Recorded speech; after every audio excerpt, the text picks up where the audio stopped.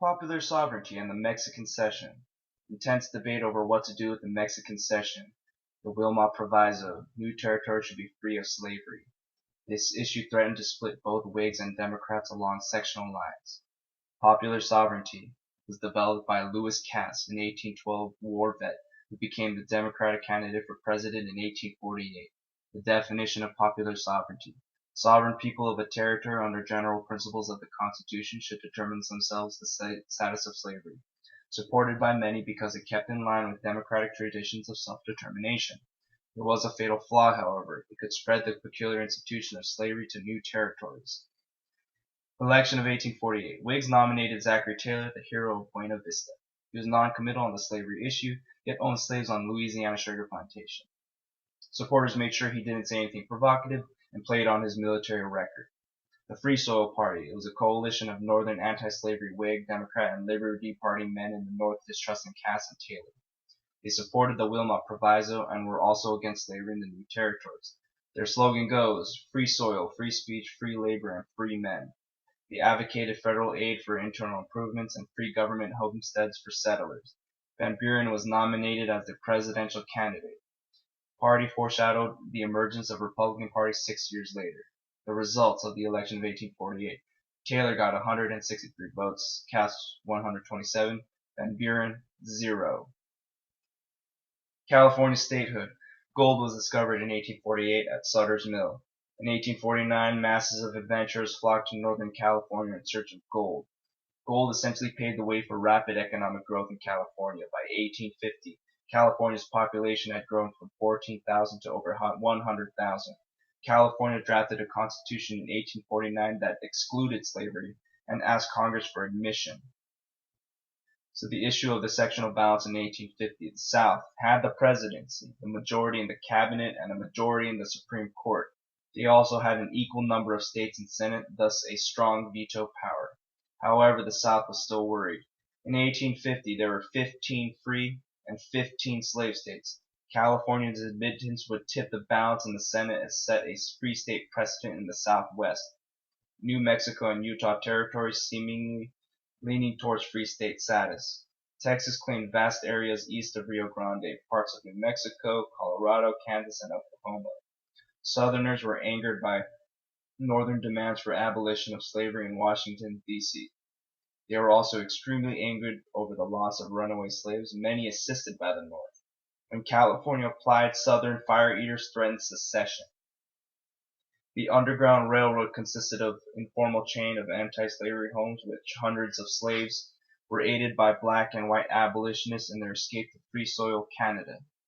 The Supreme Court decision of Prigg versus Pennsylvania. Pennsylvania tried to prohibit the capture and return of runaway slaves within its borders, which violated federal government's fugitive slave law of 1793. The Supreme Court ruled the state law unconstitutional since it was a federal power. Personal liberty laws passed by many northern states which prohibited state officials from assisting anyone pursuing runaway slaves. The political significance. By 1850, Southerners demanded a new, more stringent fugitive slave law. The Compromise of 1850, which was also known as the sunset of the Great Triumvirate.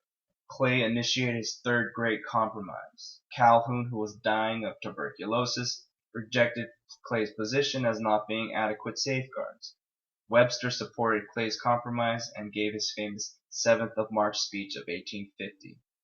Meanwhile, William H. Seward, nicknamed Higher Law Seward by his adversaries, a younger Northern radical, was against concession.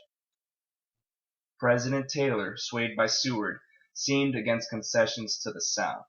Taylor determined to send troops to Texas if Texans armed against New Mexico. Taylor died of cholera on July 9, 1850, and thus helped cause compromise.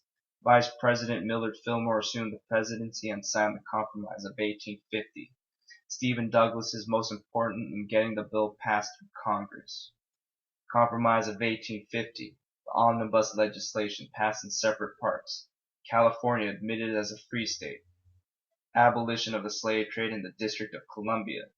Popular sovereignty in the remainder of Mexican Cession, New Mexico and Utah territories. A more stringent fugitive slave law. Texas to receive $10 million from the federal government as compensation for its surrendering of disputed territory to New Mexico. As a result, the North obviously got the better deal. The fugitive slave law became the single most important frictional issue between North and the South in the 1850s. Fugitive slave law is a major blunder by the South, seen by the North as appalling. Some states refused to accept the fugitive slave law. The Compromise of 1850 won the Civil War for the North. Election of 1852. The Democrats nominated Franklin Pierce. The Whigs nominated General Winfield Scott. As a result, Pierce won 254 to 42. This marked the effective end of the Whig Party and had a complete death of 2 years later. Also, significance of the Whig Party. Webster and Clay had kept the idea of the Union alive. Expansionism under Pierce. The U.S. and Britain sought Central American Isthmus, the Nicaragua, as a potential canal waterway. The Clayton-Bulwer Treaty of 1850. Neither the U.S. or Britain would fortify or secure exclusive control over any future Isthmian waterway. America looks towards Asia. The acquisition of California and Oregon Territory gave U.S. access to the Pacific. Pierce sent U.S. warships led by Commodore Matthew Perry, who was the brother of the 1812 war hero, to Japan to forcibly open trade with the 200-year isolationist Japan. Polk had offered Spain $100 million for Cuba. Spain, however, had categorically refused. Southerners hoped to carve several states out of Cuba and restore political balance. Some Southerners had invested in sugar plantations in Cuba. From 1850 to 1851, 2 expeditions by private Southern adventurers in Cuba failed. In 1854, Spain seized the U.S. steamer Black Warrior on a technicality. Southerners demanded a war with Spain to seize Cuba. As a result, we have the Ostend Manifesto, the secret document whereby U.S. would offer $120 million for Cuba, and if Spain